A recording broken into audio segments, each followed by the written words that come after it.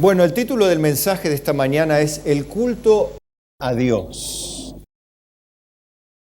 Vamos a ver si lo que hacemos, hoy vamos a pensar más, así que prepárese a pensar, prepárese a responder,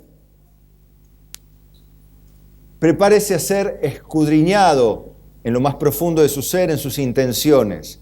Y esto lo hace la palabra de Dios expuesta, quien alumbra todo nuestro ser. Y como dijo la hermana Claudia aquí también, estamos absolutamente al descubierto a los ojos de Dios. Y a veces podemos llegar a sentirnos incómodos. Pero no se preocupe, que Dios es bueno y fiel.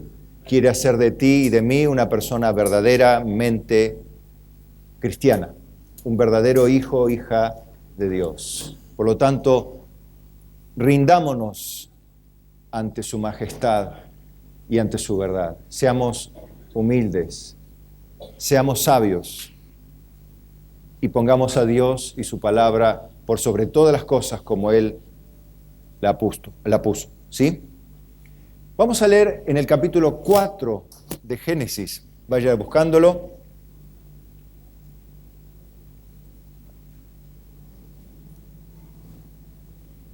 En el verso 1. Muy cerquita de la creación, pero ya después de que la humanidad, o que Adán y Eva hayan caído en pecado, ¿no? Vamos a leer ahí en ese capítulo y vamos a empezar a ver el culto a Dios desde el principio y vamos a extendernos a la eternidad. Dice en el verso 1, conoció Adán a su mujer Eva, la cual concibió y dio a luz a Caín, y dijo, por voluntad de Jehová he adquirido varón. Después dio a luz a su hermano Abel, y fue Abel pastor de ovejas, y Caín labrador de la tierra. Y aconteció andando el tiempo que Caín trajo del fruto de la tierra una ofrenda a Jehová. Y Abel trajo también de los primogénitos de sus ovejas, de lo más gordo de ellas. Y miró Jehová con agrado a Abel y a su ofrenda, pero no miró con agrado a Caín y la ofrenda suya, y se ensañó Caín en gran manera y decayó su semblante. Y dijo Caín a su hermano Abel, salgamos al campo. Y aconteció que estando ellos en el campo, Caín se levantó contra su hermano Abel y lo mató. Y Jehová dijo a Caín, ¿dónde está Abel tu hermano? Y él respondió, no sé, ¿soy yo acaso guarda de mi hermano? Y él dijo, ¿qué has hecho? La voz de la sangre de tu hermano clama a mí desde la tierra. Y el verso 25 dice luego, y conoció de nuevo Adán a su mujer, la cual dio a luz un hijo y llamó su nombre Set, porque dijo ella, me ha sustituido otro hijo en lugar de Abel, a quien mató Caín. Y a Set también le nació un hijo y llamó su nombre Enós. Entonces los hombres comenzaron a invocar el nombre de Jehová. Amén.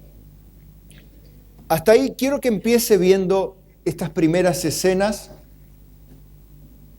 Antes, darle un pequeño detalle referente a la imagen que tenía una persona como la que criaba ovejas, que era una persona que cuidaba animales, y la persona que plantaba en los campos su semilla y cosechaba del fruto de la tierra.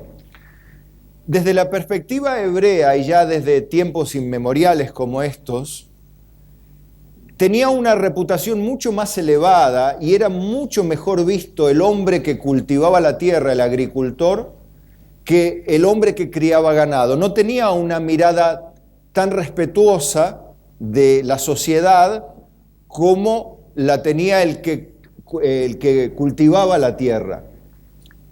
Hoy eso no importa tanto porque el que tiene campos generalmente también tiene animales. No hay en ese sentido, desde nuestra sociedad contemporánea, una visión diferente. En la antigüedad sí, tenía mucho mayor reputación, una mejor imagen la persona que cultivaba la tierra. Y eso en el pueblo hebreo también era así. Ustedes vieron que a los pastores no se los tenía muy en cuenta, sin embargo, la persona que tenía su tierra tenía una reputación mucho más alta. Esto ya le dice algo, y esto es parte de un poquito profundizar en la historia de la humanidad y la historia hebrea particularmente, donde vemos este detalle, pero este detalle que les mostré les sirve para ver que no necesariamente teniendo una buena reputación delante de los hombres, se puede tener una reputación semejante delante de Dios, o un corazón igual a la reputación que supuestamente uno tiene delante de la gente. En este caso, llegó un momento donde se plantea el primer sacrificio u ofrenda a Dios, obviamente en un ambiente de culto. Esto lo fuimos viendo cuando estudiamos a Abraham. Vimos que Abraham ya heredó esto de sus antecesores, como lo vemos aquí en Abel, en Set, ¿no? Donde ellos van transmitiendo estas costumbres a sus descendientes. Vemos en Abraham un hombre que tenía muchos animales, pero no tenía él campos, porque por otro lado era un hombre que vivió la mayor parte de su vida como nómade, ¿no? Un hombre que viajaba continuamente, como lo estudiamos. Sin embargo, a él le fue muy bien en esta parte, pero los pastores, desde el punto de vista de la sociedad, no eran bien vistos. Tampoco a Abraham lo veían muy bien. Con todo, Abraham era muy rico, pero tampoco era lo que el hombre valoraba en ese tiempo, ¿no? No deseaba tanto los animales como que tener muchos campos. Bueno, lo interesante aquí es que Caín trae una ofrenda a Dios en el ámbito de lo poca información que vemos aquí. Evidentemente es parte del culto a Dios, porque no lo ofrecían a un Dios pagano, sino a Dios. Ahora, ofreciéndoselo al Dios verdadero, hubo una actitud muy diferente entre la de Caín y la de Abel. Caín era un hombre que tenía mayor reputación pública o social, digamos así, pero según se ve en la Biblia, lo que él ofreció a Dios, lo que él sacrificó, lo que él sacó de sí para darlo a Dios, no le agradó a Dios. Y por otro lado, lo que sacó Abel para honrar a Dios con sus bienes, sí le agradó a Dios. Y cuando Dios le planteó esto a Abel, le pasó lo que decía la hermana hoy cuando estaba acá en el frente. Le molestó sobremanera a Caín que le dijese la verdad. Tu ofrenda no me gusta. No me gusta lo que me trajiste, Abel. Imagínese, Abel habrá traído el fruto de la tierra. Me imagino que no habrá traído el eneldo, el comino, la pimienta, no sé, sino que habría traído para ofrecerle a Dios algo. No sé qué cantidad, la Biblia no dice qué cantidad. Sí resalta que la ofrenda de Abel era una ofrenda de lo mejorcito que él tenía. Pasando unos miles de años para adelante, viendo cuando Jesús estaba en el altar de las ofrendas, ya dentro del marco de la ley mosaica, donde encontramos una viuda también que traía una moneda que se llamaban blancas, y ella dio 2 blancas, y era, ¿qué comportaba esa cantidad de dinero para ella? Todo su sustento. Sin embargo, los fariseos traían de lo que les sobraba. Los fariseos tenían una mejor reputación a los ojos de la sociedad. ¿Por qué? Porque, bueno, ellos exteriormente aparentaban mucho, inclusive en lo referente al culto a Dios, como Caín. Y la viuda era, el concepto que se tenía de la viuda era que una mujer maldecida por Dios, a la cual Dios le quitó su marido para castigarla, vaya a saber por qué pecados, y dejarla a merced de la necesidad, a la deriva social y económicamente, ¿no? Sin amparo, ni jubilación, ni mucho menos. Arreglátela como pueda. Bien, sin embargo, Jesús resaltó, como hizo con Caín y Abel, resaltó la actitud correcta con que la viuda actuó en ese lugar de culto, porque era en el templo, en el lugar de las ofrendas, y resaltó también la mala actitud de los fariseos. Sin embargo, tanto como Caín y los fariseos en términos financieros, han dado mucho más. Pero, con todo, era desagradable a los ojos de Dios. Ese es el punto que quiero marcar. Y Dios se lo dijo de alguna manera, no sé si a través de alguien o se lo dijo personalmente, pero a Caín le molestó, pero tanto le molestó que le diga, mira, tu ofrenda es una porquería. ¿Por qué esto? Porque es desagradable, es abominable. Nosotros en un lenguaje más común decimos, no sirve, una porquería, decimos, ¿no? Bueno, en términos teológicos sería desagradable o inmundo a los ojos de Dios. Es lo mismo que en otro lenguaje, pero es básicamente lo mismo, desagradable. Al punto que llega la bronca que siente Caín, que va y le dice amorosamente, vamos al campo. Y busca un lugar para matar a su hermano en el campo, donde no haya testigos.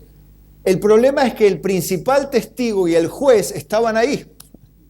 Dios.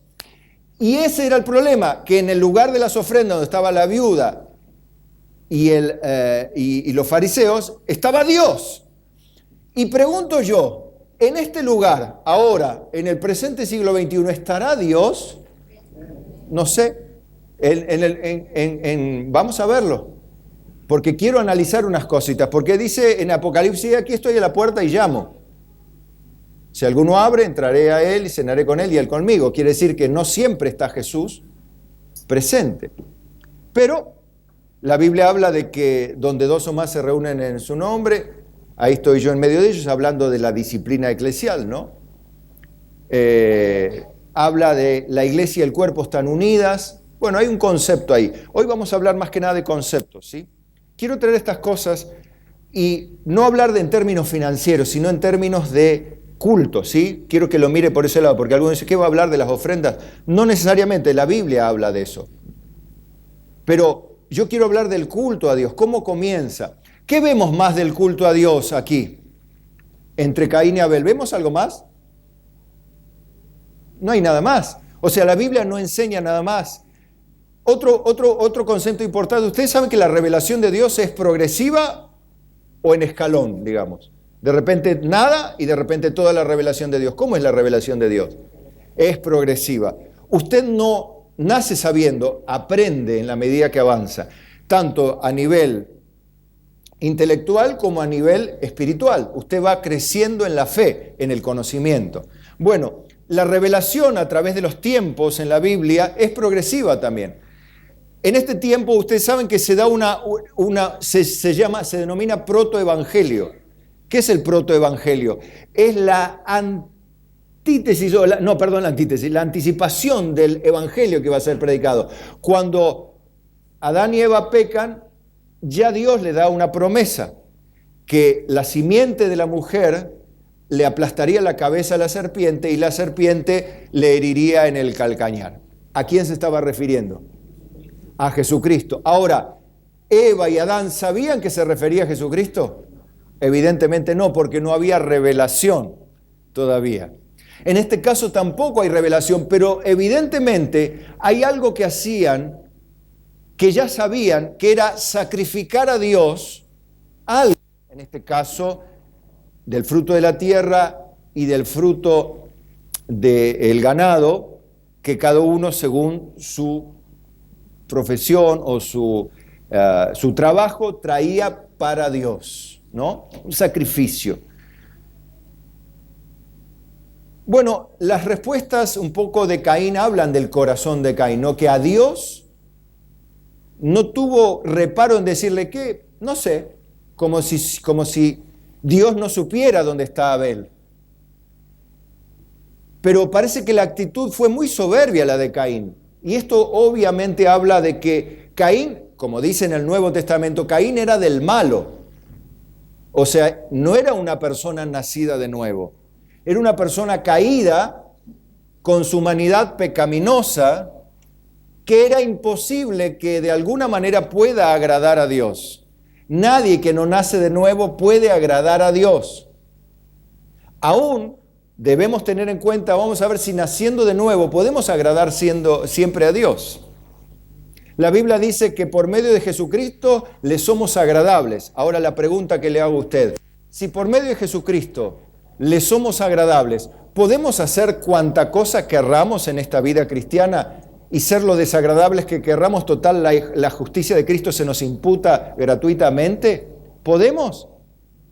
No podemos.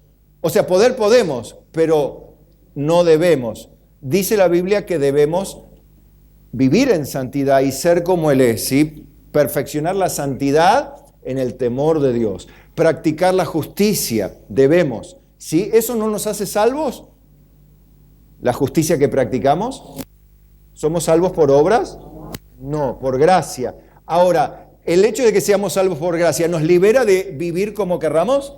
No. Bien, preguntas bien respondidas. Bueno, vemos, cuando leemos un poco allí el Génesis, vemos que la descendencia de Caín, vienen algunos hijos y termina ahí por Lamec, ahí lo que se cuenta por allí, ¿no? Y sus dos mujeres. Ya vemos algo interesante y feo. La descendencia de Caín ya practica la poligamia, por un lado. Por otro lado, vemos también que salen los que se dedicaban a la música, son los primeros registros de los que se dedican a la música, los registros de los que se dedican al hierro, a las empresas, a la parte financiera, ¿sí? Y vemos inclusive en Lamec algo que dice, mira, a Caín Dios dijo, porque las mujeres, le dice a sus mujeres, ¿no? Lamec, le dice, mira, a Caín 7 veces van a vengar si alguien lo toca, a Lamec 70 veces, 70 veces lo van a vengar. Como diciendo, él se puso por encima de Dios. Fíjese la soberbia de Lamec, que dice, si alguien los toca a ustedes o a Lamec, 70 veces va a pagar por el daño que haga. ¿Quién dijo eso? Lamec lo dijo. Fíjese la soberbia que desciende de una raza caída, como estamos hoy. ¿Quién es Dios? ¿Quién es Adán para decirme a mí lo que tengo que hacer? ¿Quién es quién? ¿Cómo se desconecta una persona sin Dios y hace literalmente lo que le da la gana? Por supuesto le puede ir bien siendo pionero en la música, pionero en la economía, pionero en los negocios, lo que sea. Pero lo que sí no tenían eran piedad ni culto a Dios. Tenían música, tenían dinero, pero no tenían culto a Dios. Ya ni siquiera, por lo menos, no se dice que sacrificaran nada a nadie. Por otro lado, dice que los descendientes de Abel, de Set, comenzaron, dice ¿a qué?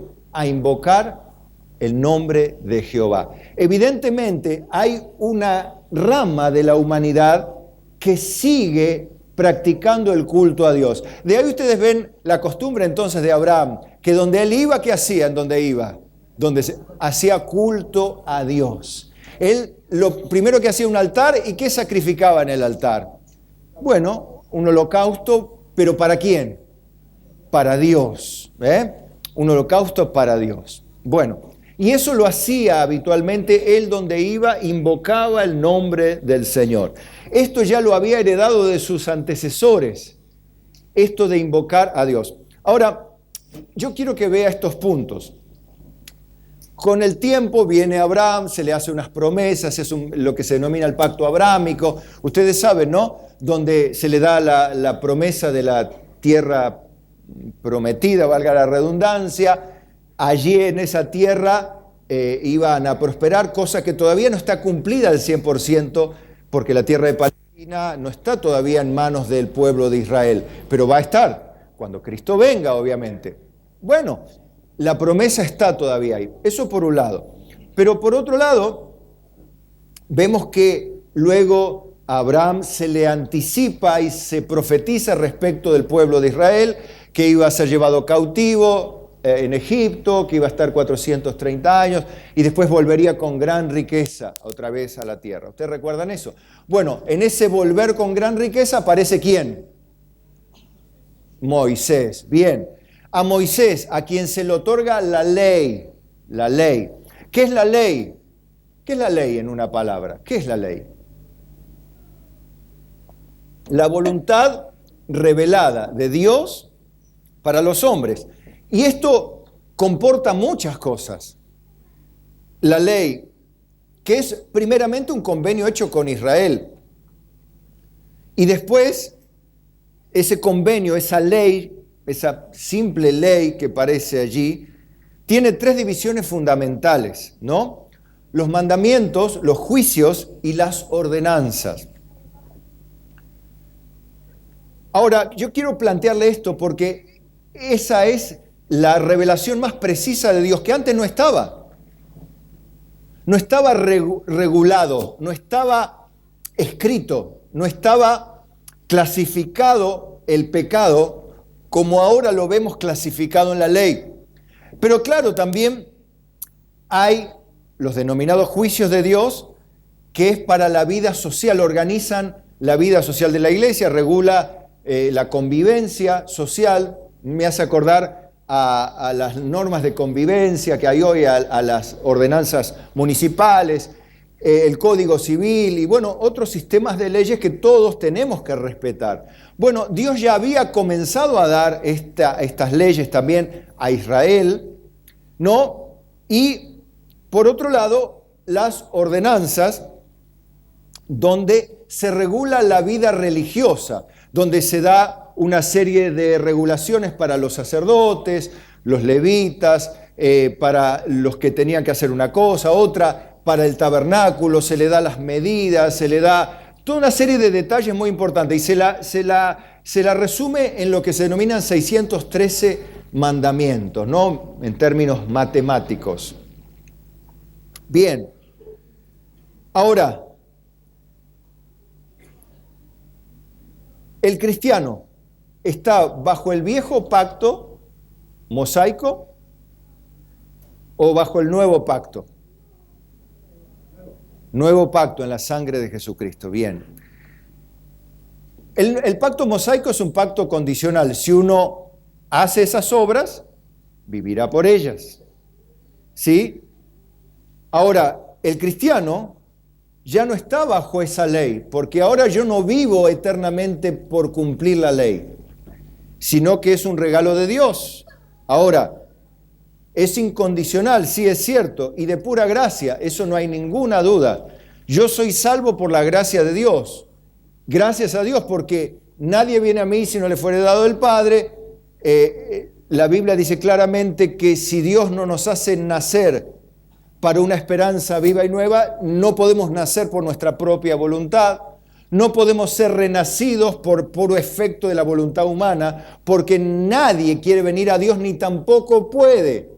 O sea que hay una intervención soberana y misericordiosa de Dios para con algunos, los que Él escogió ante la fundación del mundo, bien, donde interviene para forzar en alguna medida el corazón para que esté abierto a la decisión que naturalmente cada uno sabiamente será inclinado a tomar ante la majestad de Dios, diciendo: ¿querés recibir a Jesucristo como Señor y Salvador?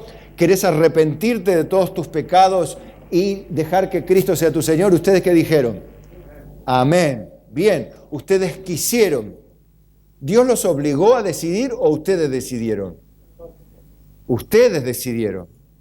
¿Sí? Ustedes, yo decidí. Ahora, no podía hacerlo si Dios no me ayudaba, no me cambiaba el corazón, me quitaba un corazón de piedra y uno de carne. Evidentemente el corazón de Caín siguió siendo de piedra. Yo no sé después, la Biblia no dice más nada, ¿no? Pero ahora, yo hago esta pregunta, y ahora viene el nudo del mensaje, ¿no? Del culto a Dios. Pongamos la ley de Dios, que es la expresión de la voluntad de Dios en ordenanzas, ¿verdad? Es la voluntad de Dios expresada de manera escrita, de una manera más clara y precisa de lo que Dios quiere que se haga. ¿Está? Bien. Dijimos que la ley está compuesta básicamente por tres divisiones principales: los mandamientos, los juicios y las ordenanzas. Una regulaba la cuestión justa, la justa voluntad de Dios, la ley, la moral de Dios. Otra regulaba la parte social y otra regulaba la parte religiosa. Bien. Entonces, la pregunta que hacemos ahora: ¿qué argumentos de la ley o qué cuestiones de la ley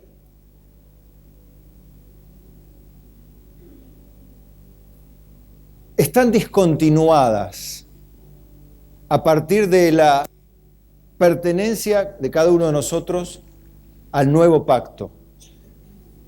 ¿Por qué digo esto? Porque yo veo que en el pacto mosaico estaba regulado el culto de una manera muy específica, ¿o no? Estaba regulado el culto de una manera muy específica. Había los sacerdotes, los levitas, quién podía ser sacerdote, las vestiduras del sacerdote, ¿no? Las dimensiones del templo, las ofrendas de paz, las ofrendas, las fiestas religiosas, estaba todo diagramado. Estaban la necesidad de que el pueblo diezmara de sus productos, ¿no es cierto?, que diera de sus ofrendas, todo estaba regulado. Las ofrendas y los diezmos eran ¿para qué en el antiguo pacto? Para el servicio religioso, para sustentar el servicio religioso, para sustentar a los sacerdotes y los ministros, ¿sí? Y también en eso se incorporaba la parte impositiva, digamos, que hoy vemos como parte impositiva, que regulaba también o que aportaba para el Estado, el gobierno, ¿sí? Después vemos el lugar santo, el lugar santísimo, vemos un altar, una fuente para lavarse, para purificarse, vemos un altar, un propiciatorio, vemos también un altar del sacrificio, vemos el lugar santo, el lugar santísimo detrás de un velo. ¿Todo eso quién lo diagramó? ¿Moisés? Dios. Bien, bien. Esa es la pregunta que quiero hacer. Ahora, ¿qué de todo esto está discontinuado en el Nuevo Testamento o en el Nuevo Pacto? Es a donde usted quiero que piense, pero con temor de Dios y sinceridad, no mirando a su hermano, sino mirando a la iglesia de Cristo hoy. ¿Qué está discontinuado? La pregunta que le hago ahora a usted: ¿podemos no hacer culto, por ejemplo, a Dios total? ¿Dónde está escrito que tenemos que venir a la iglesia los domingos? Así literal. Como por ejemplo los mandamientos dicen: no matarás. ¿No? Dice la Biblia: te congregarás, por ejemplo, en el Nuevo Testamento. ¿Dice así literal? ¿Diezmarás? No. Dice, qué sé yo, cosas... la oración, ¿tiene que estar en los cultos? Pero dice, ¿orarás en los cultos la Biblia? No. Bueno, quiero que piense de esta manera. La vestidura de los ministros, ¿es lo mismo un ministro que una persona que se congrega en términos humanos? Sí. ¿Delante de Dios? En términos de autoridad, no. Quiero que se plantee esto, usted quiero que piense. ¿Qué discontinuamos? Ahora voy a leer Mateo 5:17 en adelante para que usted vea lo que dijo Jesús respecto de esto.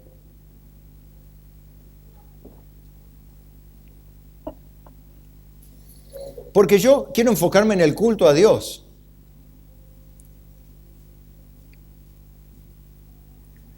Mateo 5:17, porque algunos piensan, no, bueno, pero la ley de Moisés ya Jesús la sacó. A ver qué dice la Biblia acá. Dice, no penséis que he venido para abrogar o dar de baja la ley o los profetas, lo anterior a la ley.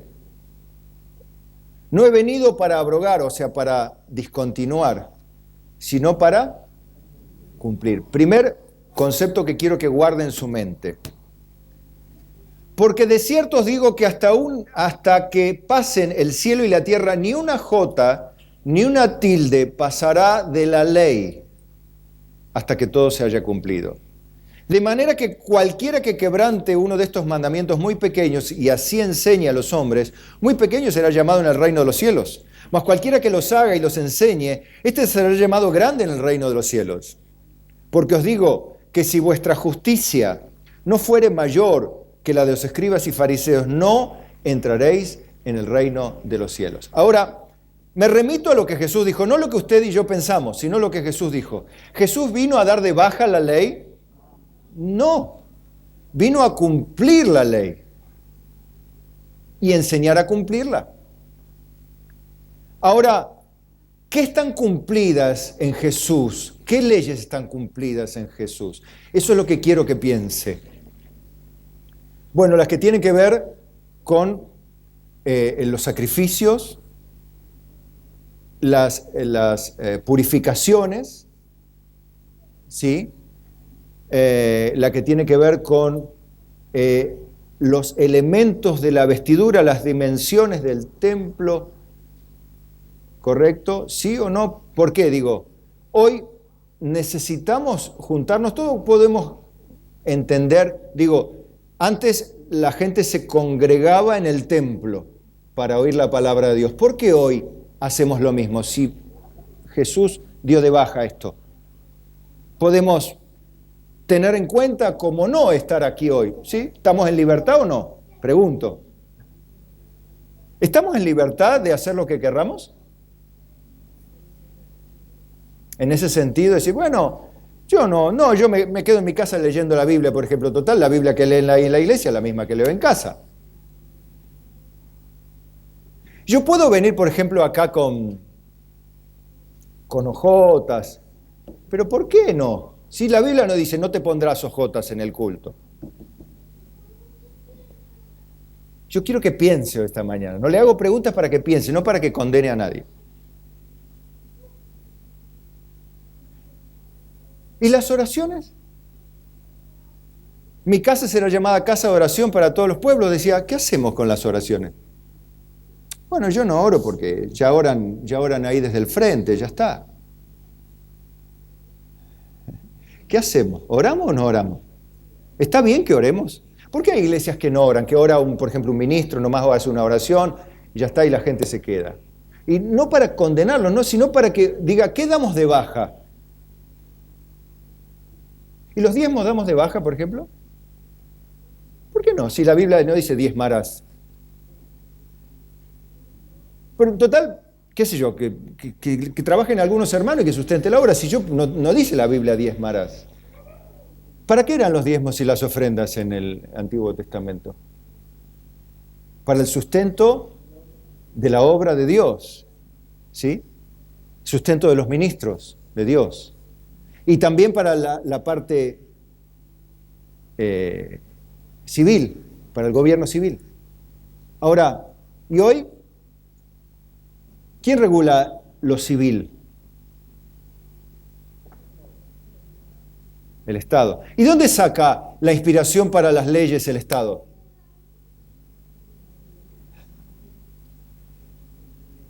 ¿Dónde saca la idea de los impuestos el Estado? La Biblia dice que paguemos al que impuesto, al que respeto, al que honra, ¿sí? No debáis a nadie nada, sino el amaros los unos a los otros. Eso dice casi literal, que tenemos que pagar los impuestos. Porque el impuesto antes formaba parte del diezmo y ahora lo pagamos al Estado. ¿Y cómo se financia la obra de Dios? O sea, Jesús vino a cumplir la ley. ¿Y por qué Jesús no diezmaba? A ver, ¿por qué Jesús no diezmaba? Si él estaba en el antiguo pacto o en el nuevo pacto. En el antiguo. ¿Y por qué no diezmaba Jesús? No, pero estaría pecando si no lo hacía porque es necesario que cumpliera toda justicia. ¿Por qué no diezmaba Jesús?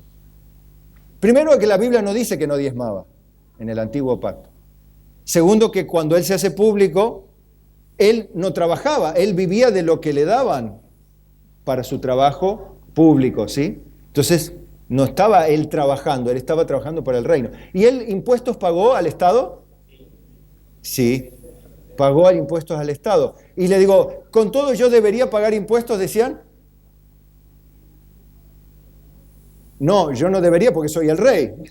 Sin embargo, para que no se escandalicen, vaya y paguen vos y por mí pagás con el estátero ese que encontró en la boca de un pez. Ahora vamos a ir todos a pescar a ver si encontramos un estátero ahí para...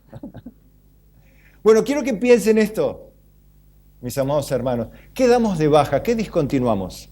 La oración, el apoyo financiero, la vestidura y el templo. ¿Qué damos de baja? ¿Y por qué no nos vamos a un árbol? ¿No es más barato que pagar un alquiler, por ejemplo?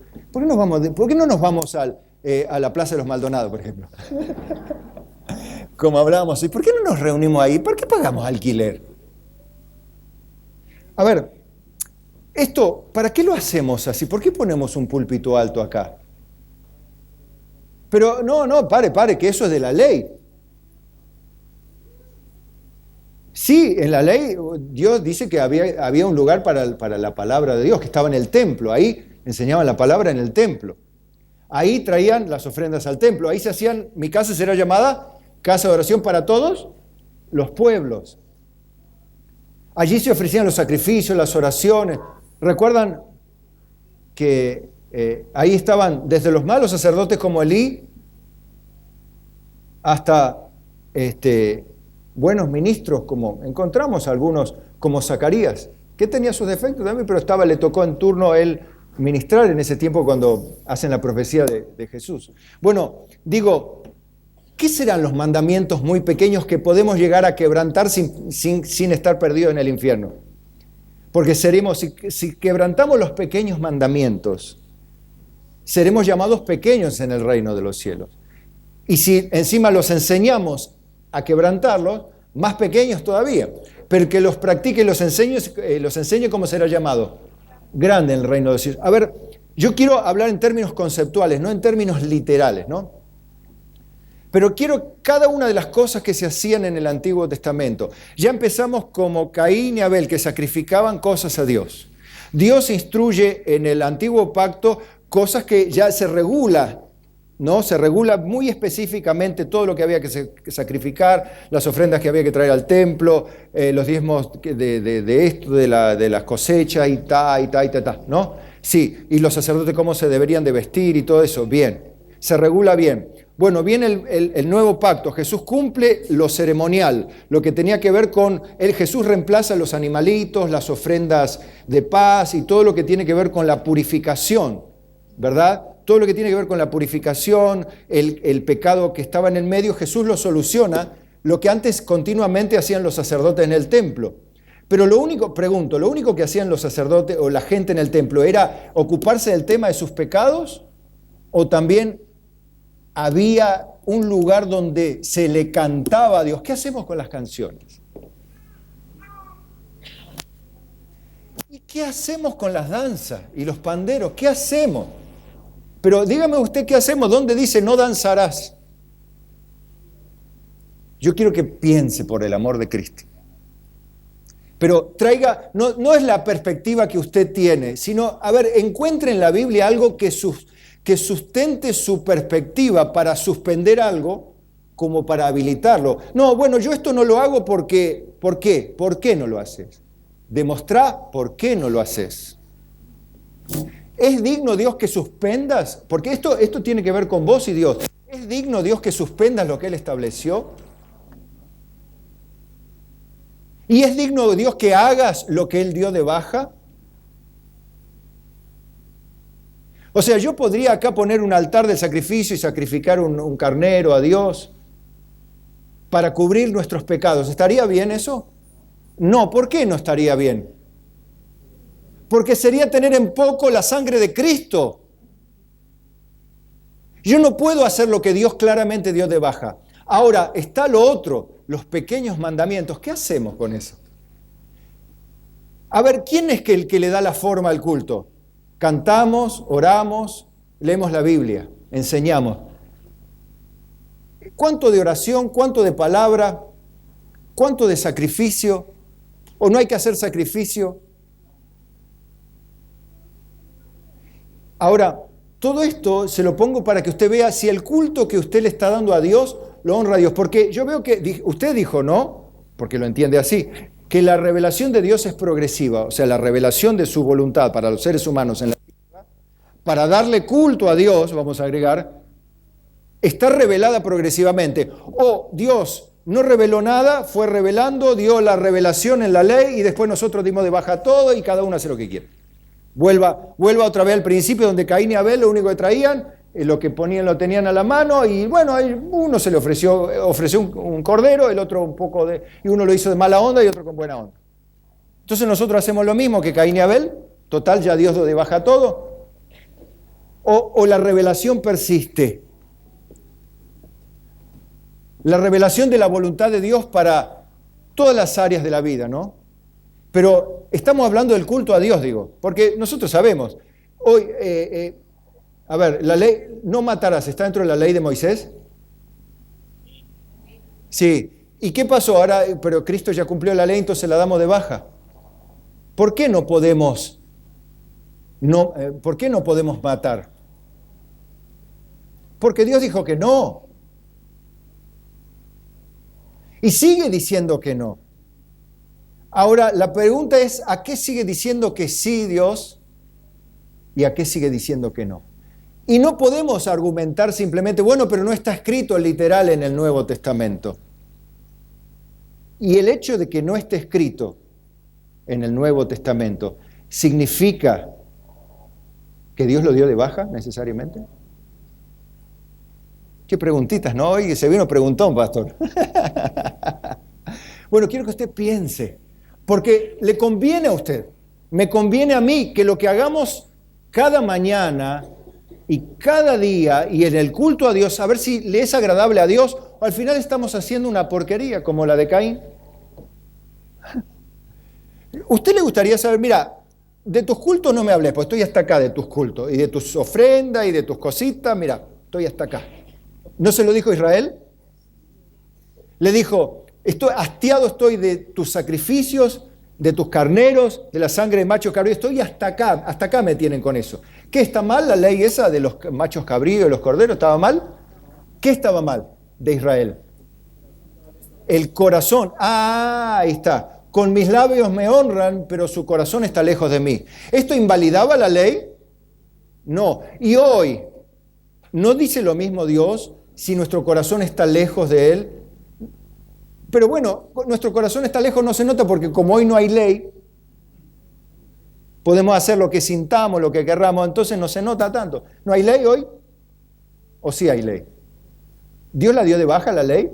No, está permanente, cielo y tierra, o sea, ni una jota ni una tilde pasará la ley hasta que todo se haya cumplido. Ahora, hay cosas que ya sí se cumplieron, pero no todo se cumplió. No todo se cumplió.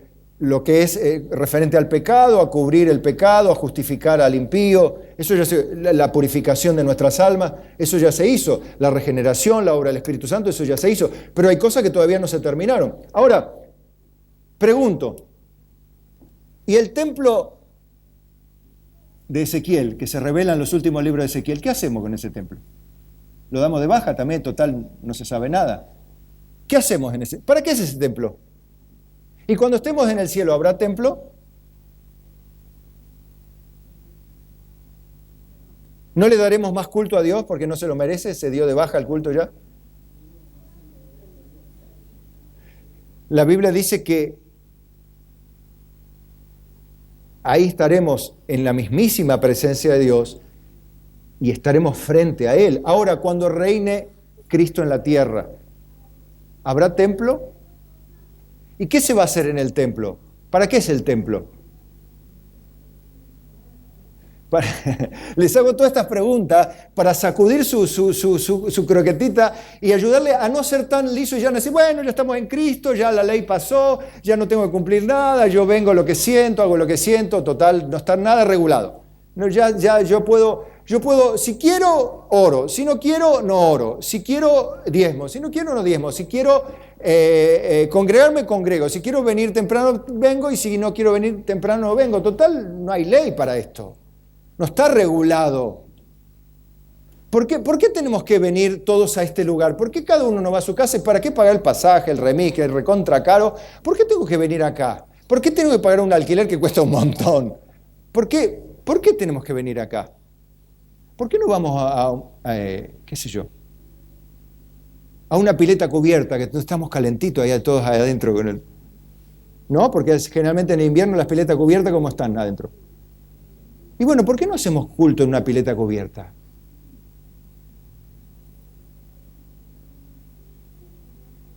Qué pregunta, ¿no? Bueno,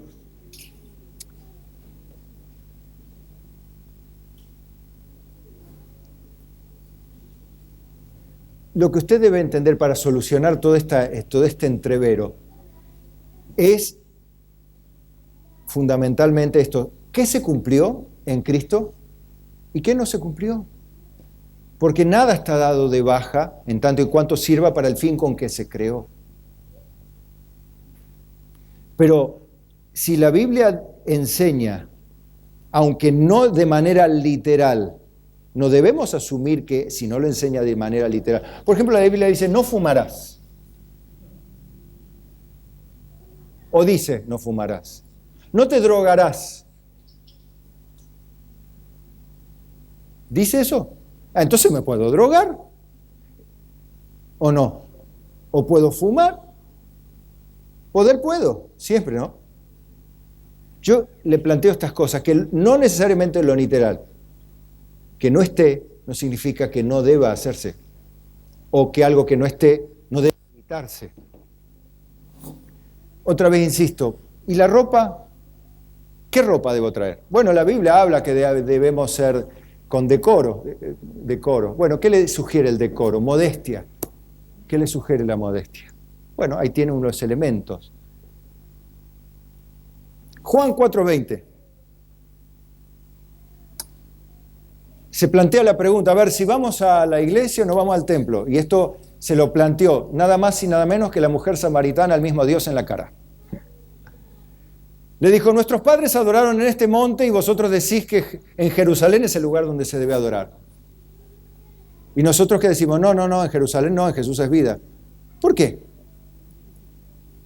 ¿Por qué? Y porque a mí me gusta. Y eso dice que la Biblia, vos tenés que ir donde te gusta. ¿Seguro?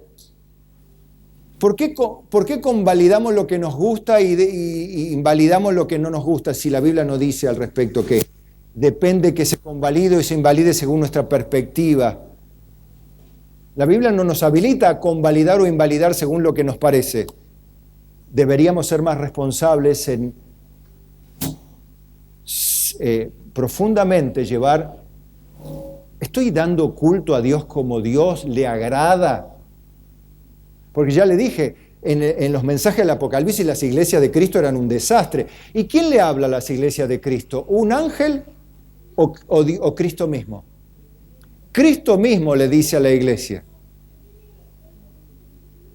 tú tienes esto y esto y esto y esto. ¿Qué era? Desagrado de Dios a la iglesia que le pertenece a Él. El desagrado de Dios.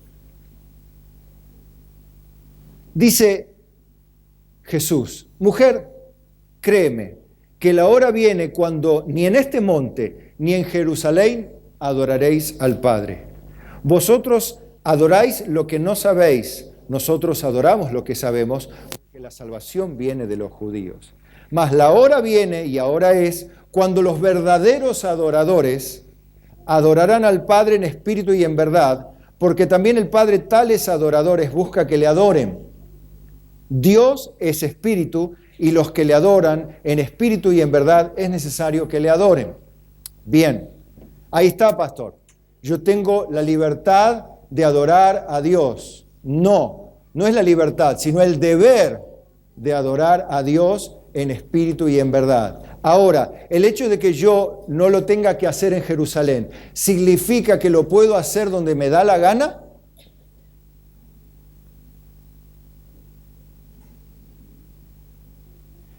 ¿Para qué vengo? O sea, otra vez la pregunta, ¿para qué vengo a la iglesia si yo con adorar al Padre en espíritu y en verdad, acá en el avión, en Jerusalén, lo puedo hacer?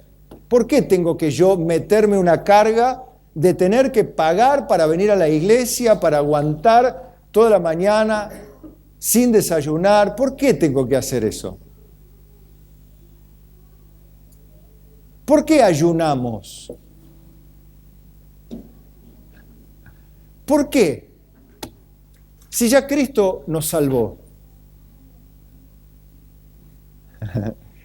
¿Por qué no? ¿Por qué se viste con traje, pastor? ¿Por qué no trae una chombita, una remerita?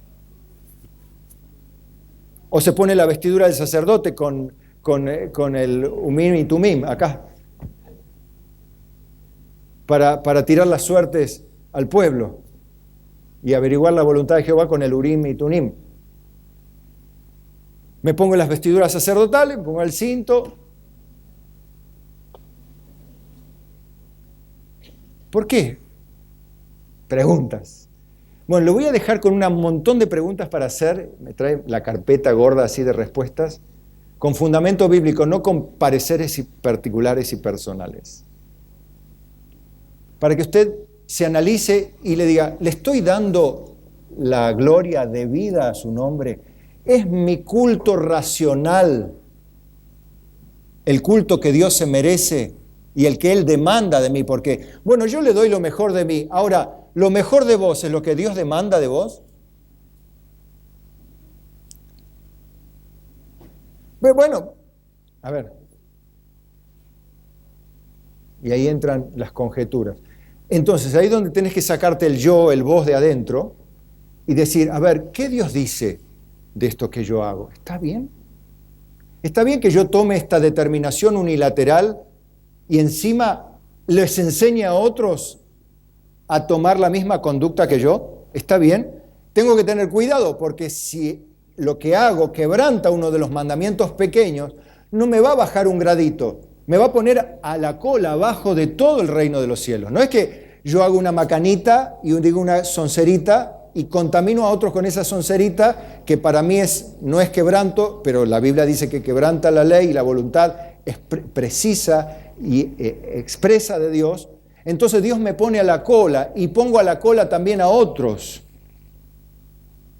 Entonces, para que el temor de Dios te inunde y pienses, lo que yo hago, a ver, pensando en cualquier cosa mientras está el mensaje, ¿está bien? Bueno, es que me distraigo, pero ¿está bien? Cuando alguien ora, cuando están orando en la casa de Dios, cuando venimos a orar los que tenemos la responsabilidad de orar, o todos necesitamos orar y todos tenemos la responsabilidad de orar. Bien, quiero que vea estas cosas. Todos tenemos la responsabilidad de cantar. Bueno, pero yo no sé cantar. Bueno, entonces estás eximido.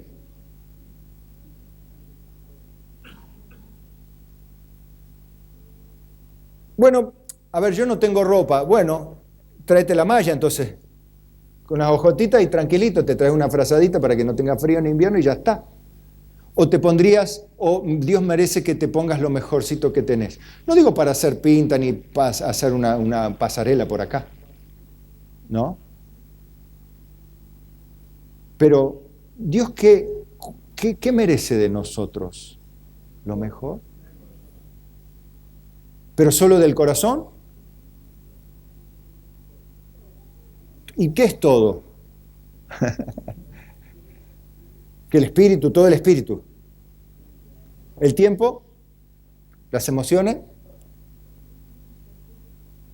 recursos, talento. ¿Qué? ¿Lo que nos sobra? ¿Como los fariseos? ¿O todo nuestro sustento? Para pensar, ¿verdad? El culto a Dios. ¿Saben? Hoy estoy más descansado que nunca. ¿Saben por qué? Porque ahora el problema es suyo. ¿No está? Si fueres sabio, para ti lo serás. Si fueres necio, pagarás tú solo. Punto. O sea, entonces, Primera de Corintios 10:31 dice así.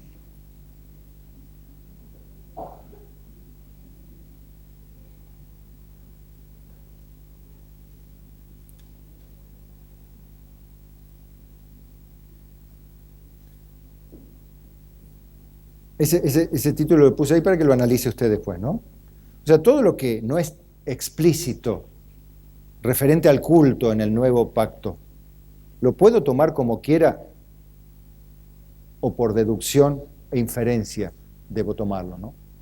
O sea, porque literal no está. Yo veo que literal no está. Será, seguramente, ¿saben por qué? Porque hay un espíritu que en algún momento en la iglesia de Cristo se infiltró en la iglesia, que es el espíritu de antinomianismo. ¿Qué es el antinomianismo? La no ley.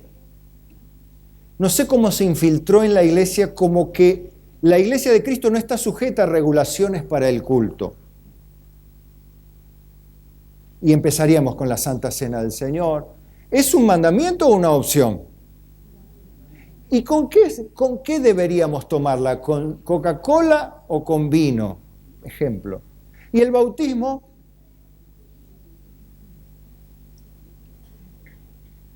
Bueno, y seguimos con regulaciones. Yo le digo, te muestro las regulaciones que son explícitas y las que no son tanto. Pero las que no son explícitas, puedo deducirlas o inferirlas. ¿Qué es inferir? Inferir significa leer y entender o deducir, valga los sinónimos, deducir que Dios me manda que haga yo esto sin que específicamente lo diga. Por ejemplo, yo infiero y deduzco del Nuevo Testamento que drogarse y fumar es pecado. ¿Y por qué no lo hago si no dice el Nuevo Testamento que así sea? Porque infiero o deduzco que está mal, porque Dios dice que es pecado. Pero no está escrito. Bueno, y eso extiéndalo a todas las otras cosas. Ahora, imagínense, vamos al salón. Esto, ¿por qué está tan lindo? ¿Le gusta este púlpito? ¿Ha visto en alguna otra iglesia uno tan lindo como este? Tiene 20 años este púlpito. No tiene ni una raya todavía. Y las hermanas lo han cuidado con mucho cariño siempre. Y este púlpito, ¿por qué aquí? ¿Por qué le damos? ¿Podemos aquí jugar un partidito de truco aquí arriba? Pero ¿por qué no? Si es un pedazo de madera. Ahí le tiro más preguntas y ya nos vamos, ¿sí? No, porque tenemos una hermosa tarea. Le pregunto todas estas cosas. Porque ¿son la voluntad de Dios o no son? ¿Por qué? Bueno, hay algo que se llama consagración o santificación. Este bajo es santo. ¿Qué significa santo? Que es un bajo bueno.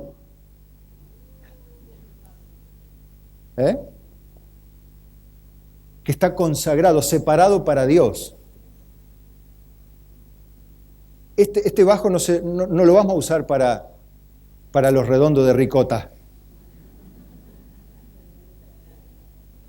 No lo vamos a usar para tocar con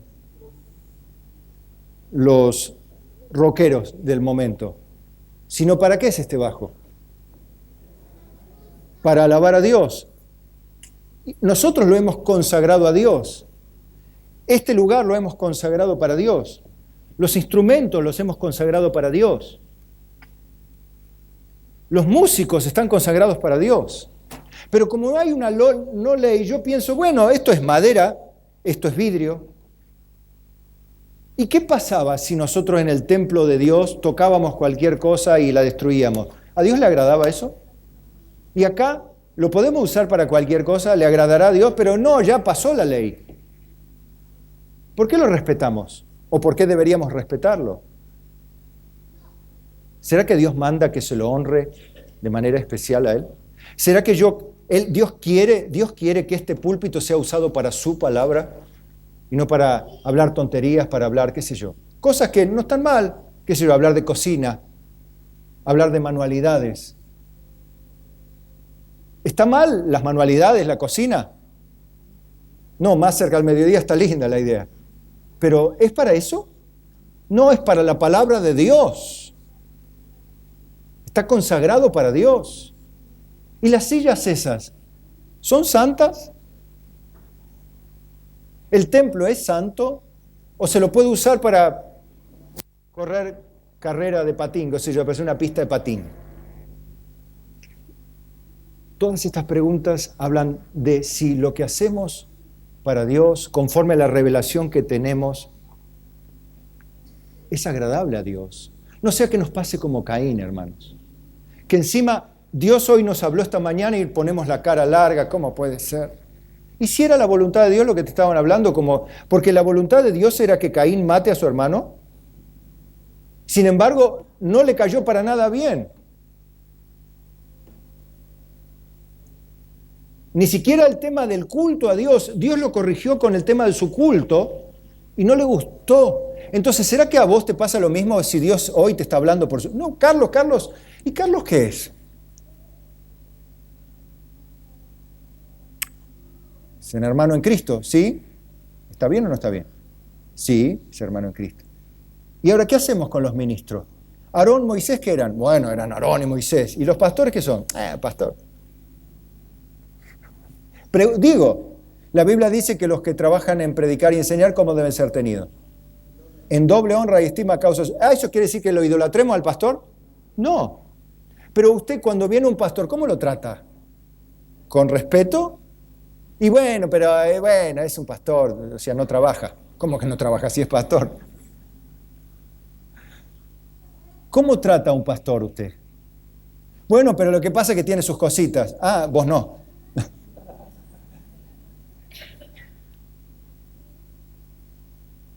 ¿Y a tu padre y a tu madre cuándo debes honrarlo? Cuando se portan bien. Pero si es un mal padre, tienes que honrarlo también. ¿Y tienes que ayudarlo? No, mi ofrenda es corbán. ¿Vieron cómo zafamos siempre? ¿Para qué? Para zafar de los mandamientos de Dios con la misma ley. Pero eso hacen los fariseos, no los creyentes, hermano. Entonces yo le diría esto: si pues coméis o bebéis o hacéis otra cosa, quiere hacerlo como un culto para Dios, hacedlo todo para la gloria de Dios. Se lo resume en esta frase: lo que hace usted es para la gloria de Dios. O sea, da gloria a Dios, se lo estima más a Dios o se lo estimará a causa de su conducta o su inconducta, su servicio o no servicio, su ayuda o no ayuda, su esfuerzo o no esfuerzo, su presencia o su ausencia, su liberalidad o su mezquindad. ¿Qué da gloria a Dios? Porque no pienses que vas a ser como Caín cuando el día te pregunte: ¿qué has hecho en los cultos? No sé.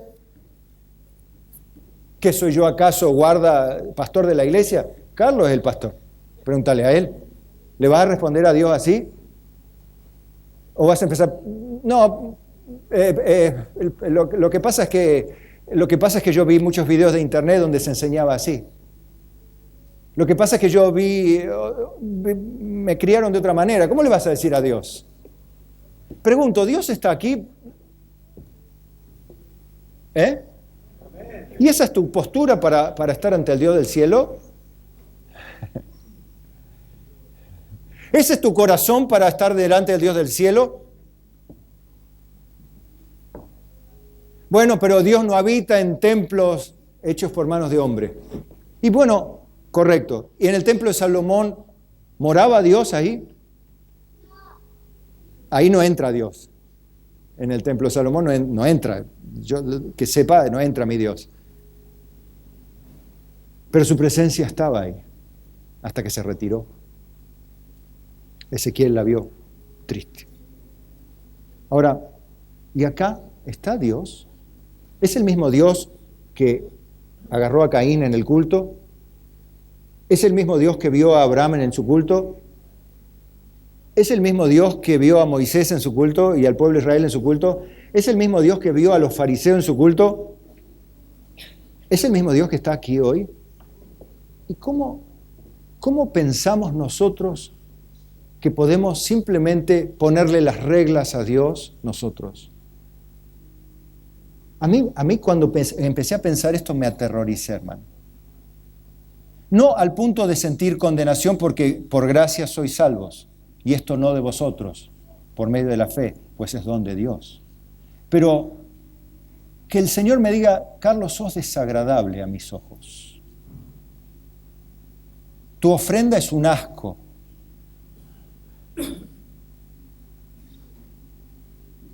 Tu canto no lo puedo soportar, Carlos. Me hace crujir los dientes. Yo cuando lo pienso, entonces hoy vine mansito. Digo, voy a dejar todas las cuestiones técnicas atrás, me voy a venir mansito a orar acá, no sea que Dios se la agarre conmigo primero, porque el que pago primero soy yo. Porque si el juicio comienza por la casa de Dios, ¿dónde irá a parar el impío y el pecador, no?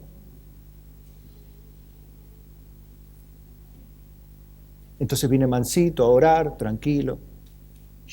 Digo, respeta a Dios. A los chicos, es la casa de Dios.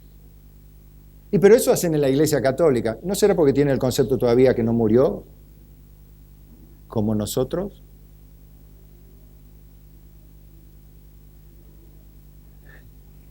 Tu culto a Dios, ¿es tu culto racional? ¿Es el culto que Dios ha revelado claramente y lo tenés claro en toda la Biblia? Porque el Viejo Testamento no está en vigencia. ¿Quién dijo que no? ¿Quién dijo que la Biblia de Malaquías para atrás, hablando de Malaquías, robará el hombre a Dios? ¿Y hoy cómo roba el hombre a Dios? Pregúntese nada más. Pero de Malaquías para atrás, ya no roba más el hombre a Dios. No, ya no, porque ahora estamos en el Nuevo Testamento. ¿Preguntas? ¿El Viejo Testamento ya no lo leemos porque no tiene sentido? Y aplicamos solamente las promesas y las guerras. ¿Qué aplicamos? Dios nos ayuda a darle un culto como Dios se lo merece. Músicos, por favor.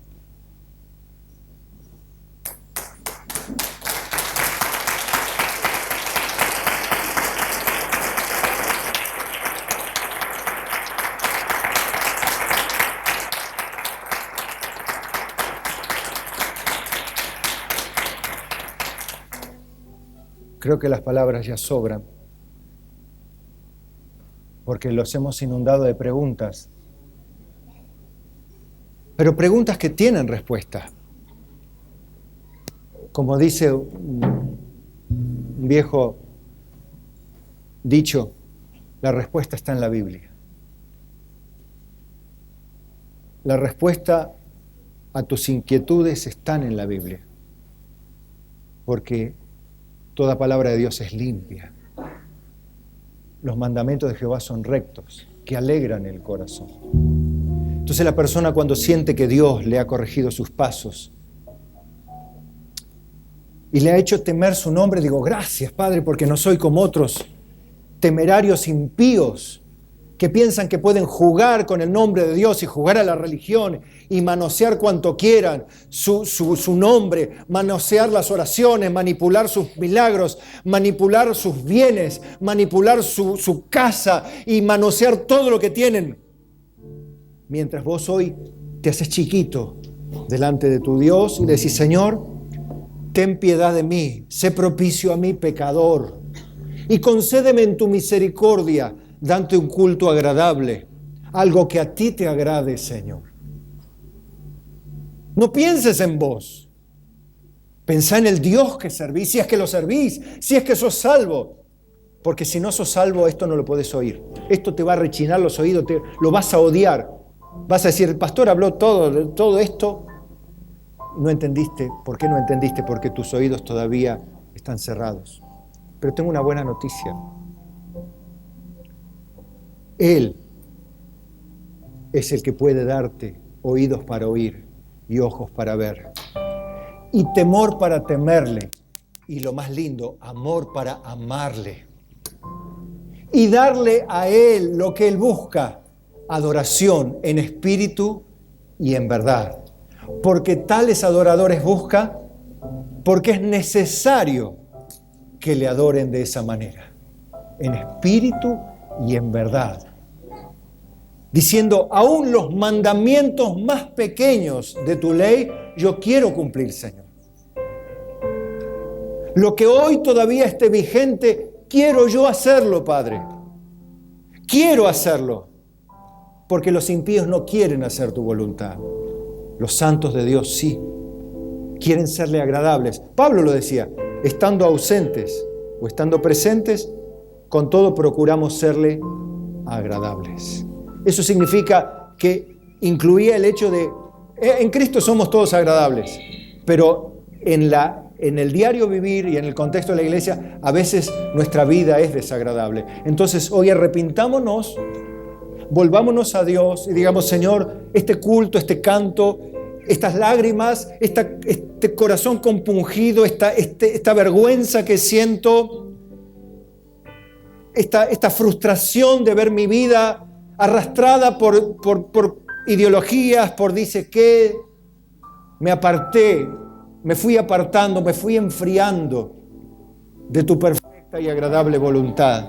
Me fui dejando llevar por los deseos de mi carne, por mis rebeliones, por mis pasiones, por mis pecados, y fracasé.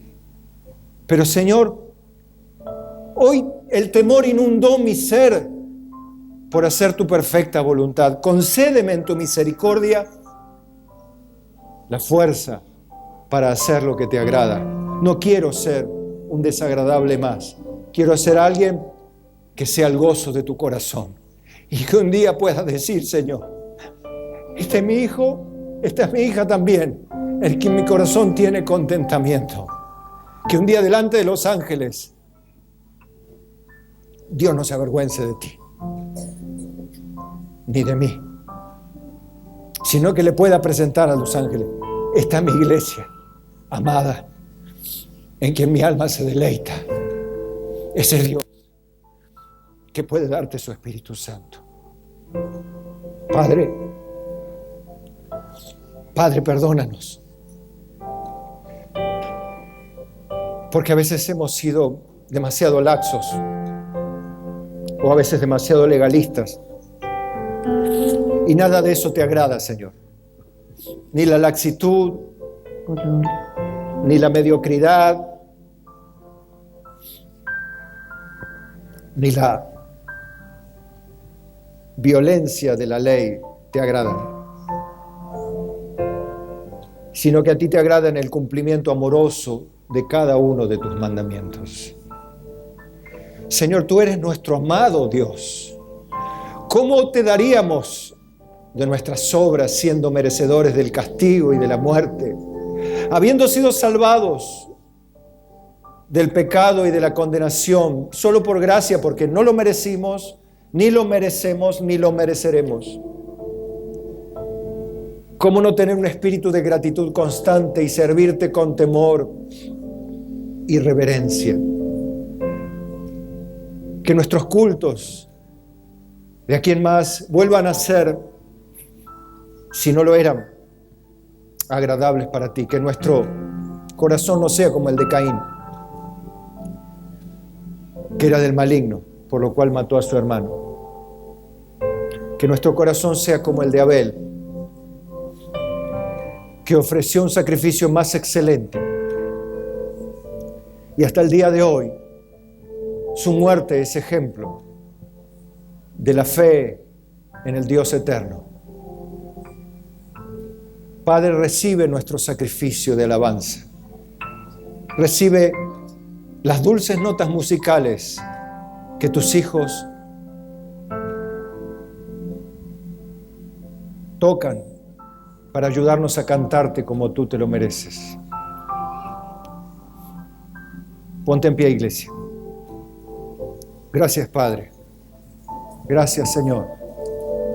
Dile a Dios, gracias, Jesús, por ayudarme a entender cómo pensar, cómo vivir, cómo adorar. En el nombre de Cristo. Y todos decimos, amén. Amén.